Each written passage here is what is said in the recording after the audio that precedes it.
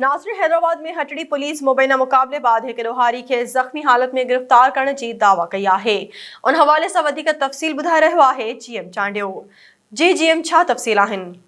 जी बिल्कुल, हटड़ी पुलिस पारां दावा कई वई आहे त फोरू गुरोह सां मुक़ाबले बैदि हिकु फोरू खे ज़ख़्मी हालत में गिरफ़्तार कयो वियो आहे। पुलिस जी दावा आहे त गश्त दौरान लिंक रोड ते दरिया बेग मुगल भरिसां फोरू गुरोह सां मुक़ाबिलो थियो आहे। पुलिस तर्जुमान जे जारी कयल पधिराई मूजिबि मोटरसाइकिल ते सवार टिनि जवाबदारनि खे रुकजण जो इशारो कयो, जिन रुकजण जे बजाए पुलिस ते फायरिंग शुरू करे ॾिनी। तर्जुमान जणायो आहे त पुलिस जी जवाबी कार्रवाई में हिकु जवाबदार ज़ख़्मी हालत में हथियार समेत गिरफ़्तार थियो आहे, जॾहिं त जवाबदार जा ॿिया साथी मौक़े तां फ़रार थी विया आहिनि। पुलिस जो चवणु आहे त ज़ख़्मी ॾोहारी जी सुञाणप जेका आहे उहा दिलशाद झांझाणू जे नाले सां थी आहे। पुलिस पारां इहा बि दावा कई पई वञे त शुरूआती ॼाण मुताबिक़ फोरू गुरोह गुज़िरियल ॾींहुं जेको ईज़ी लोड वारे दुकान तां फुर वारो जेको वाक़ियो थियो उन में मुलविस हुआ। पुलिस जो चवणु आहे त सोघो थियल जवाबदार दिलशाद खे CCTV फुटेज जी मदद सां सुञातो वियो आहे ऐं गिरफ़्तार जवाबदार सां लाॻापियल वधीक ॾोहारी रिकॉर्ड हथु कयो पियो वञे। जी।